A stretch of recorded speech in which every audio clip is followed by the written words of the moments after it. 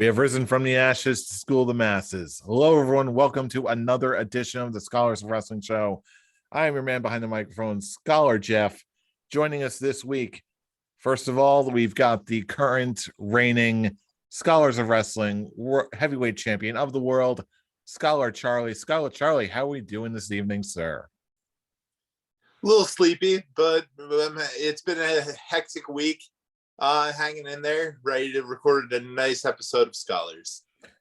Yeah, it must be tiring carrying all that gold on your shoulder all day. Charles isn't here, but he will be next week for the year-end prediction show. Brilliant. Also joining us this week, the one and only Scholar Brian. Scholar Brian, how are we doing this evening, sir? Not bad, knowing that within 6 weeks time, maybe like 2 months time, that Charlie's not going to have to worry about any of that gold over his shoulder anymore. Oh dear. But you know what, as of right now, just look, it's the end of the year, it's review and preview time.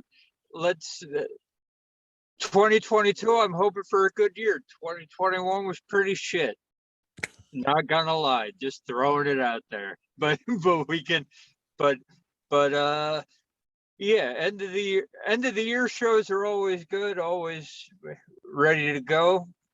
Let's get to it. And right before we get to it, last but certainly not least, friend of the show and yours and mine, the one and only Mr. Jaybird. Jaybird, how's it going tonight, sir? Doing good. The coach loves being on this show. And if you noticed the last couple of videos, I had a big wall of video games. They disappeared, and now I'm in my sweet new apartment with my wife. So yes, like the new couch is comfortable because she's right behind me playing games on the other side of the wall, and you can't even hear her. So I'm happy. You mean we're not going to get interrupted by the sweet dulcet tones of Dead by Daylight? She's playing Sea of Thieves tonight, so we're not getting screams. So okay. Well, you know what? Maybe that'll help you out in your journey to getting your perfect AEW card. I pray. Well, hey, while we're waiting on our sea shanties from the other room in T-minus 15 minutes, let's kick things off the way we should kick things off. Before we get to our predictions, let's go to a little segment we like to call Backstage News, where we're going, since Tarek's not here this week, he's on assignment, we're going to go in and check things out in our segment. We love it. You know it. It's called Backstage News. We miss Tarek, man. Jeff Hardy's gone, man. Dude, spoilers. But yes, unfortunately, as no doubt you've heard by this time, unfortunately, WWE has officially released Jeff Hardy after some rather strange goings on at a house show, it seems. Someone want to break it down for us. Tell us what happened. Yes, I will. From what I have read from Sean Ross Sapp, Fightful, I pay for their services, so and most of the about 95% of the time, what they say is completely true. So I feel completely confident in saying this. He had a house show match, I believe, on Saturday, and he showed up and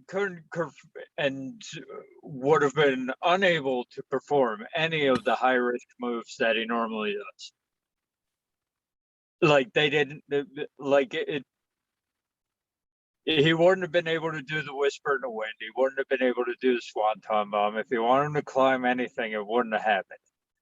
Okay, and the people that were involved in the match that weren't Jeff Hardy worked around it because they knew. Okay, and about halfway through the match, Jeff Hardy tagged out, then walked off into the crowd. and left through the crowd. And then obviously the WWE sends him home because something is fucked up, something's wrong here.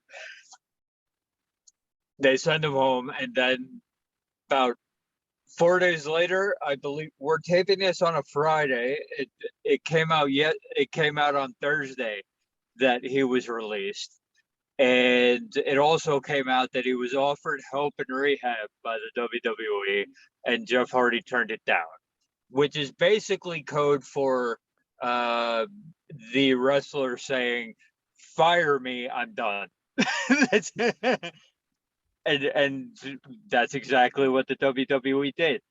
The WWE released Jeff Hardy, and now he's got 90 days, and let's hope he can clean himself up in the 90 days he's got, because let's face it, basically we all know where he's going when those 90 days are up. Yeah, so this pretty much what you just said matched the report I saw. Jaybird, I'm going to pitch this one over to you, being the longtime Hardy Boys super fan of at least of our social circle. So break it down for me. What do you make of this whole situation? It kind of sucks because he was doing so well. He was clean for a number of years, and just after I read it, I'm like, okay, he walked out of a house show. Maybe it's a really bad storyline. Who knows? And then as soon as I heard the whole 90-day, I heard that he was released due to declining rehab. I'm like, come on, Jeff, you're better than this. You should, like, I have a feel like I've been reading that his wife tweeted he's okay.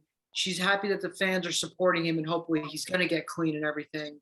But it's heartbreaking because, like, you see so many wrestlers go through so much crap like this, fall off the wagon, go down the wrong path, and then they finally get their chance to fix themselves, and it just happens again. But like, I'm a huge Hardy supporter, and I'm hoping he gets himself clean. 90 days. I know, like, past 90 days, I'm gonna say like 100. What's 90 days? Give him 3 months. 3 months. No, I'm sorry. Give him 6 months. Then have him come to AEW. Let him really get himself clean. Don't do 90 days, 90-day clean out rehab, and then jump to AEW. Give him 6 months. Give him some time off. Let him recover, and let him just really get himself in fighting shape. And then at Double or Nothing or All Out, just bring him in, and then let's relight the Hardy Boys one more time. That, or have him come in and have him fight against the Hardy family office, and have him team up with someone else, because there's a lot of young talent in AEW he can team up with. So that's all. I'm just hoping he gets better, and I just hope that he comes back better, because I hated him in his last run in WWE. He was boring. He's there. I'll do this. I'll do that. Like, he was doing major title matches, and then he got demoted to WWE's 24/7 title, and he was okay with it. I'm like, that's not good, man. You got a lot of miles left on you. Don't, like, go for the crap title. Do one more big run. Give him the IC belt. Not gonna happen. Give him the WWE title one final time, and then let him go off into the sunset. Don't let him. Don't say, okay, I'm fine with being the 24/7 champion, and put me out the door. Don't. Yeah, something about Got a little heated this, right there, a little bit heated. So hey, I don't blame you. And not just that, but it seems like right away, maybe this is just me, but there's something that struck me as being exceptionally unusual about this situation. Like you mentioned, it seemed like Jeff Hardy had been clean and even minded for so long. Between that and just the unusual way he's been booked over the past few months, yes, he got his old music back, but he was booked in such a bizarre way, and especially the way he went out, where he shows up in rough shape. He had a rough night. They send him home, and he refuses any sort of rehab or help.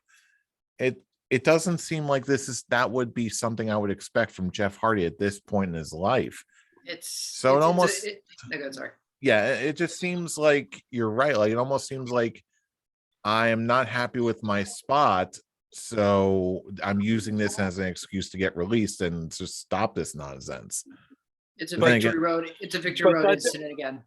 But it's also then that's an issue with his mindset, because it's one of those, like, well, just adding on to it, just coming out today, it was released that he had missed a bunch of personal appearances that he was supposed to sign out autographs at certain autograph signings, and he didn't show up, so other people had to fill his spot. But it's also like, I would hope that it's not something that is so obtuse like that it's like he didn't like his spot, so I'm gonna take a whole bunch of drugs, get really whacked out, and Yeah. have an issue at a house show so that they fire me. I really hope that that's not what actually happened, and just like it was one of those, actually, like it was actually, I've had a rough couple of weeks. We don't need to speculate on the why or the how, but it's just one of those, like, look, we all know that Jeff Hardy has had this problem for what, 10, 15 years now. But things are also different this time around. He has a kid this time around. Like, he's really got to clean up this time.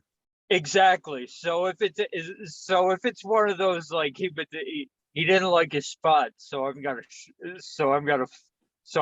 fuck up everything just to get out of my contract. I really hope that that's not it.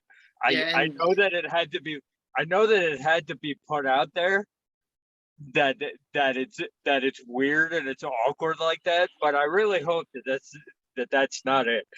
It's Brian, it's like 20 years he's had a problem. Literally, it's been since the early 2000s he's had a real big problem. Yeah. Yeah. So before we move on, I just want to pitch it over to Champ Charlie for one more time. With all of these strange goings on and just all the facts, the current facts or speculation as we know them, what would you say is going on with Jeff Hardy, and when would you possibly be able to see him again, and where? Like we said, it's been going on for 20 years, but the main difference this time is there's a kid involved, and he really needs to get on the fast track to cleaning up this time around. Jeremy said earlier, give him 6 months. I think he needs to clean up in quicker than 6 months. I think the 90 days is a must at this point. And Matt Hardy is already going left and right and all about having Jeff back in Team Extreme, and he'll go over to AEW is the obvious pick here. But before that, he just really, really, really needs to clean up his shit.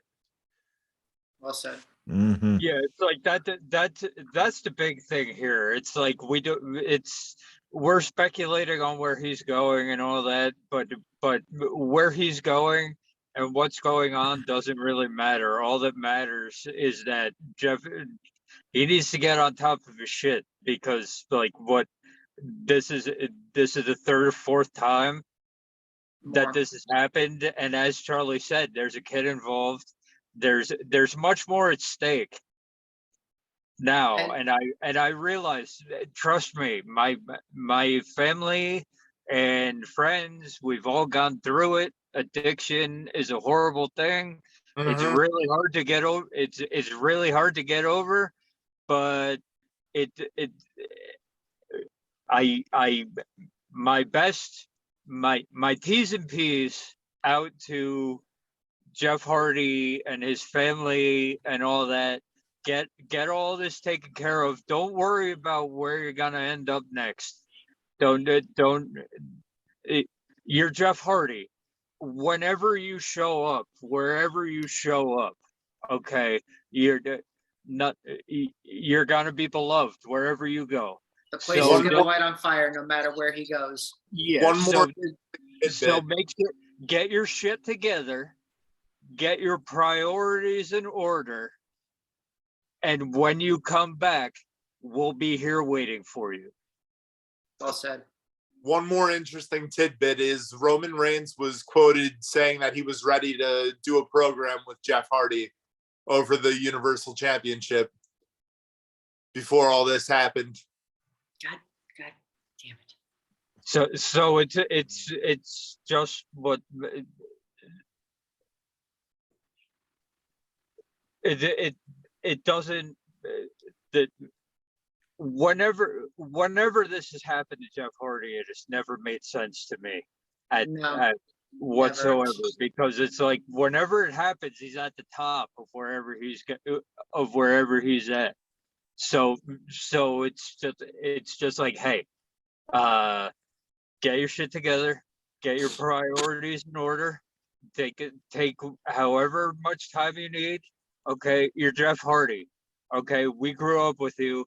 We'll be here with you through it all. And when you come back, we'll be ready to cheer you on once again. Absolutely. Good stuff. Well said. Yes, absolutely. Jeff Hardy, if you happen to come across this, stay strong, take your time. We'll be here whenever you're ready to go, but get back to it. But One more time, baby. One more time. Absolutely, that's right.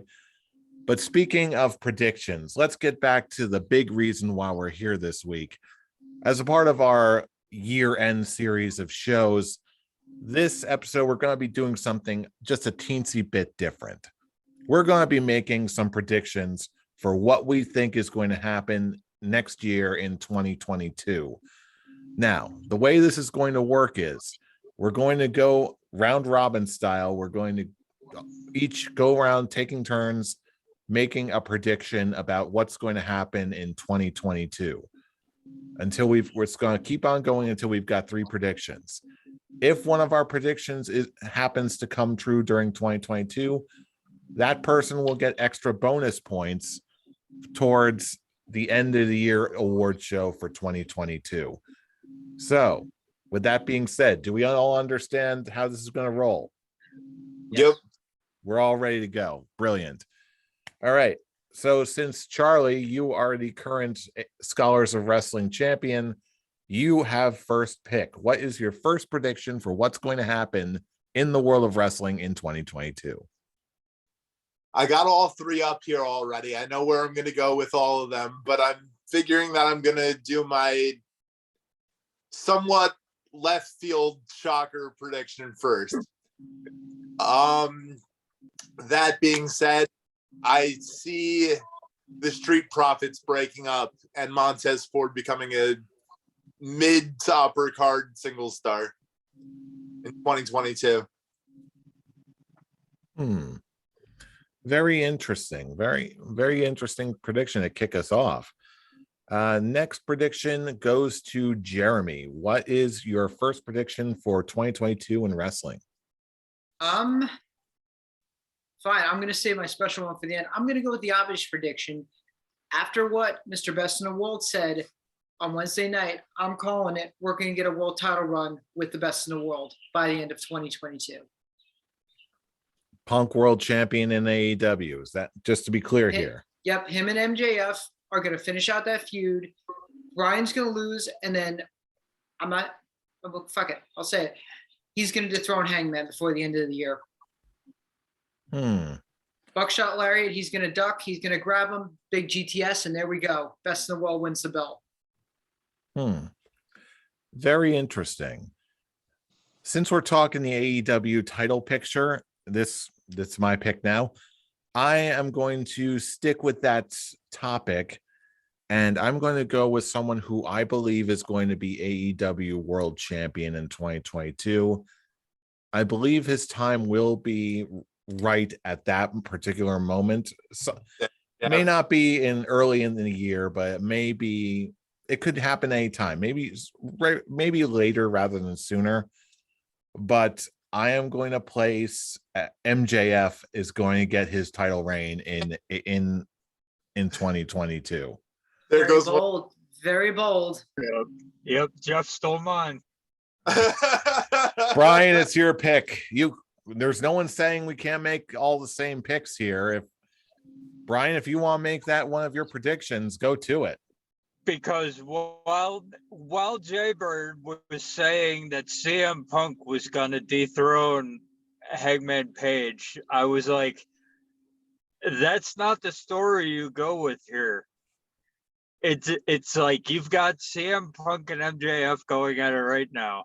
You've got CM Punk and MJF having their match at Revolution or whatever it is, and you have MJF win the title first, and then you have CM Punk win it from MJF.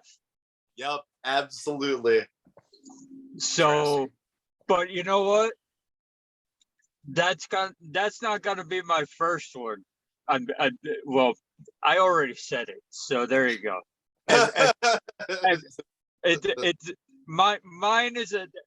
My first prediction is a two-parter. If we could do that, can we do that? Well, I guess that depends on what you mean by two-parter. Like, because that's exactly what I said. I'm having MJF beat Hangman Page, and I'm having CM Punk beat MJF by the end of 2022. I think that would have to be two of your predictions. Yeah, you kind of can't push him into one. well, actually, it could be. It could be. There's no real. We haven't really defined this very much, but if you want to get your point, I would imagine that exact same. If you want to get a point for that prediction, that exact sequence has to happen. MJF has to beat Hangman for the title, and then CM Punk beats MJF for the title. The long walk. Fine. I'll go with it. All right, long shot. Going for the long shot. I dig it. I'm down with that. Go, do your long shot first. Get it out of there. All right. All Very interesting start indeed. Easy picks first. That's it. All right. Those are the first picks first. Let's kick it up to the top of the hour. Let's go back to Charlie. What is your second prediction for 2022? It's already been said. MJF, future world champion. All right. Anything new to add on that front, or just, all gears forward? Hit the nail on the head multiple times there.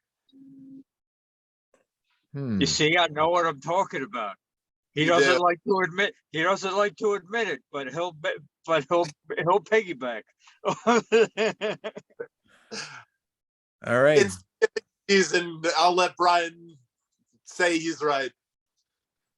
All right, Jaybird, it's your second pick. Which one you got? I thought about this, and for me, one of the most hardworking men in AEW deserves a championship in 2022. I'm going to predict Eddie Kingston's going to win some sort of championship, either the TNT title or the world title in 2022, because he deserves it. He's worked his ass off so much, so many good matches. He deserves at least more on TNT. Yeah, I'm just saying I think he's gonna win some championship. I'm not saying the AEW title, but I think maybe TNT, but he deserves it. He's been working his ass off. He came in and the fans love him. Give him a really good storyline. The one I like him with Santana and Ortiz right now, I like that story. Just give him a push, give him the belt. He deserves it. All right. Speaking of people, what they deserve, back to me, my pick. There's been a lot of speculation about the futures of some of the talent that were released this year, and Lord knows there's been a lot of them this year. A lot of talent has gone underutilized. There's a lot of talent that needs to be showcased and continually showcased as they deserve. And I know there's been a lot of speculation as far as who is going to join AEW. Everyone's wants, this person needs to go to AEW. This person needs to go to AEW. This person will join AEW. It's been all over the place. We've all heard it. But for the sake of this prediction, there's a couple of names that are coming to mind that I would love to see in AEW. However, I believe one of them has a bit higher of a chance of getting signed by AEW than the other, unfortunately. which is why I'm going to make the prediction that Keith Lee is going to be signed by AEW next year. As soon as his time's up, he has, I believe he's got the highest likelihood. As much as I would love to see Wyndham / Bray Wyatt get signed by AEW so he can use their staging and use their platform and present him in the strongest possible light, because that's really where he shines the most, to show off his newest creation or whatever he's doing. There's still, I'm just not fully confident yet that he's going to land in AEW as much as I would like him to. However, Keith Lee, I feel like that's a much safer bet that Keith Lee's going to go to AEW. So that's what I'm going to make for my second prediction. Brian, your pick up next. Who you got for your second prediction?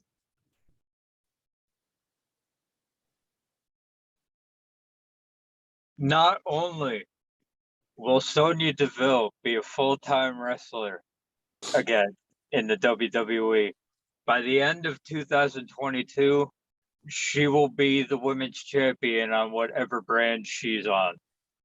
Interesting. I can see Very it. interesting. Very interesting pick. Now that brings us to our third and final predictions for 2022 of the evening. Charlie, top of the order, which one you got? What's going to happen in 2022? There is a lot of controversy upon how Liv Morgan and Becky Lynch ended on Monday Night's Raw. In 2022, our Jersey girl, Liv Morgan, will be Raw Women's Champion. Good shit. Okay, now just to be clear, the prediction is Liv Morgan, Raw Women's Champion, correct? Yes. All right. Now it turns it over to Jay Bird. Your third and final prediction for 2022. What's happening? Originally, I just thought about this. So originally, I was going to give Abaddon a women's championship win, but I have to go with something my wife and I have been talking about for weeks. And AEW is doing it so well. They like to do long storytelling.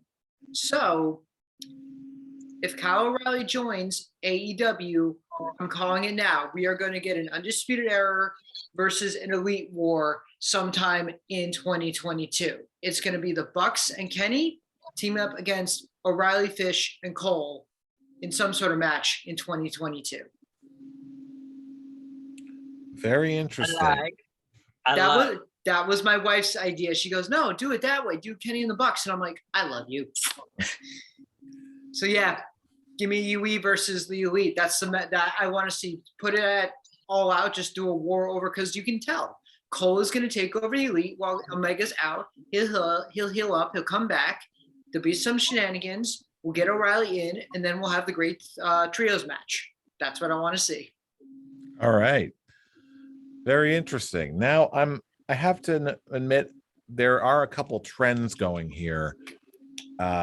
Most of our focus and our predictions seem to be on AEW at the moment. So for my third and final prediction for 2022, I am going to continue both of them. Now, for my third and final prediction, I think it's going to be fairly straightforward, but there's a lot that needs to happen in WWE for me to get invested again. Something that can really shake things up and just break the status quo as it is. And I plan on elaborating on this point a lot more next week when we do our year-end review. But basically, I believe that there's something new that needs to happen, something that needs to be fresh, and something to get my attention, which is why I'm going to make a bit of a long shot prediction that Lacey Evans is going to return, and then she's going to win a women's title on whenever show she's on. I would pay to see that. I would pay to see that so much. And that's why there's an outside chance it could happen. How did I not expect that Jeff would bring a Lacey Evans mention into this? I should have known. Because Lacey Evans has been out of commission for 9 months. And let's face it, okay, she put out a photo. She looks good, man. Yep. I saw She that looks photo. real good. Mm-hmm. She's getting herself back in shape, and she's looking like prime Lacey Evans again. So I almost put my prediction as, again, this is going to be an honorable mention, but I was almost going to predict Lacey Evans returns at the Royal Rumble, but I'm not. Bless It's again, every woman seems to recover from pregnancy at a different rate depending on their body and whatever. It seemed like a bit of a long shot for me. That it certainly seems possible, but I just don't know whether it's likely or not. I don't think most people really don't. So I had to decide to go for the safer prediction, and just I think Lacey Evans has a really good shot at winning the women's title in 2022. Nice. That being said, the last prediction of the evening and your third and final one, Scholar Brian, what do you got for 2022?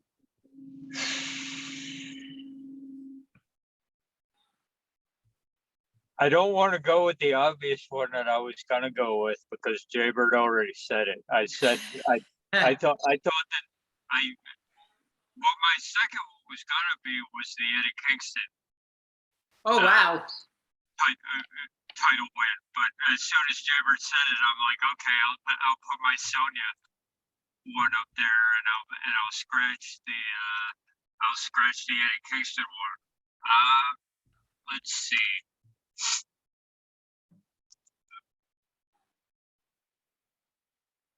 I'm gonna go big.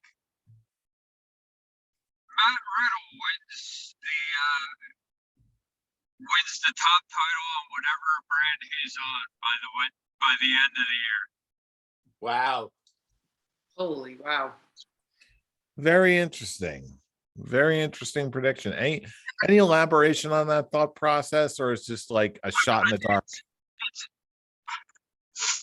a shot in the dark, but they already trust him enough to send him out there with Randy Orton every week and do skits with Randy Orton every week. And Randy Orton seems like he's having the time of his life whenever he's involved with anything that Matt Riddle's doing. And when you've got Randy Orton in your corner, okay, backstage, wherever, okay, I see big things for you. And when you've got Randy Orton in your corner, it normally comes pretty quick. So